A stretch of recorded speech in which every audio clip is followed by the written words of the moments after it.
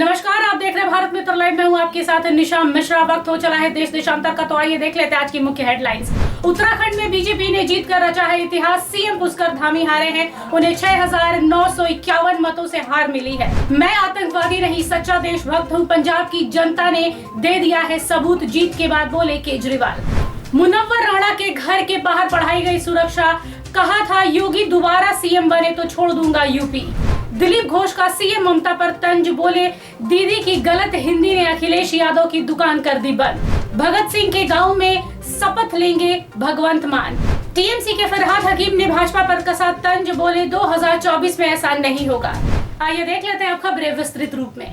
भले ही उत्तराखंड के मुख्यमंत्री पुष्कर सिंह धामी ने बीजेपी को प्रचंड बहुमत से जीत दिलाई, लेकिन वे खुद अपनी खटीमा विधानसभा सीट से हार गए हैं। बता दें कि उत्तराखंड में बीजेपी की बहुमत के साथ जीत हुई है।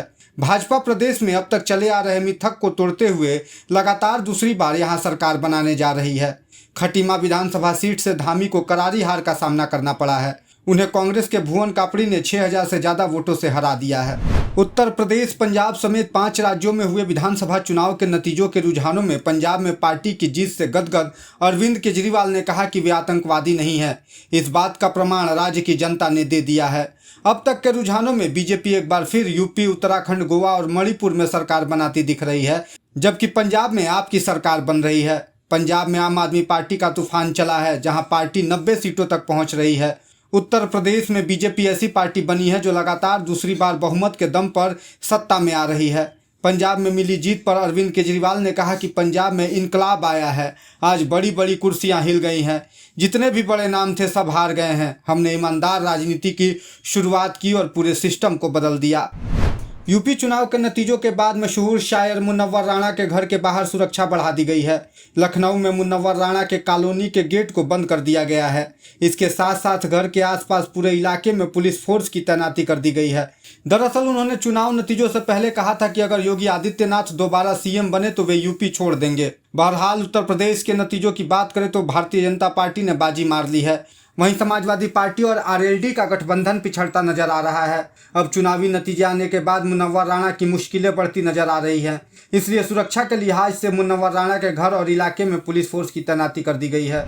उत्तर प्रदेश विधानसभा चुनाव में समाजवादी पार्टी के समर्थन में पश्चिम बंगाल की मुख्यमंत्री ममता बनर्जी ने प्रचार किया था।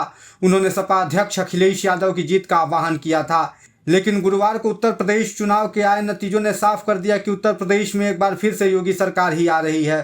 इस बीच प्रदेश भाजपा नेतृत्व ने ममता बनर्जी पर तंज कसना शुरू कर दिया है। प्रदेश भाजपा के पूर्व अध्यक्ष व वर्तमान में पार्टी के उपाध्यक्ष दिलीप घोष ने मुख्यमंत्री ममता बनर्जी पर तंज कसते हुए कहा कि दीदी की गलत हिंदी ने अखिलेश यादव की दुकान बंद करा दी है। ज्ञात हो कि एक सभा को संबोधित करते हुए ममता बनर्जी ने योगी को निशाने पर लेते हुए कहा था कि वे नाम के योगी और काम के भोगी हैं। अखिलेश जीतेगा तो मिलकर यहाँ अच्छा काम करेंगे।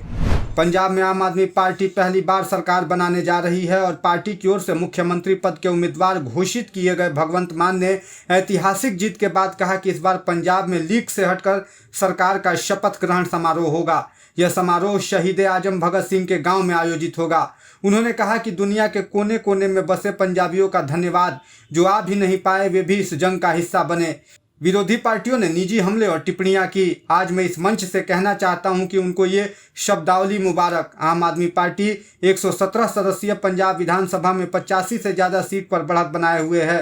पंजाब में ऐतिहासिक जीत के बाद भगवंत मान ने कहा कि हम पब्लिक सर्वेंट हैं, हमें जनता की सेवा करना है। उत्तर प्रदेश समेत 5 राज्यों में हुए विधानसभा चुनाव की मतगणना गुरुवार को समाप्त हुई। नतीजे आ चुके हैं। बीजेपी बहुमत के साथ यूपी में अपनी सरकार बनाने जा रही है। इसी बीच बीजेपी विरोधियों की बयानबाजी भी सामने आने लगी है। इसी कड़ी में तृणमूल कांग्रेस के मंत्री फरहाद हकीम ने कहा कि उत्तर प्रदेश में स्वच्छ चुनाव नहीं हुआ। उन्होंने दावा किया कि अगर यूपी में स्वच्छ चुनाव हुआ होता तो रिजल्ट यह नहीं होता। गुरुवार को वोटों की जारी गिनती के बीच फरहाद हकीम ने बीजेपी पर तंज कसा और कहा कि 2024 में ऐसा नहीं होगा।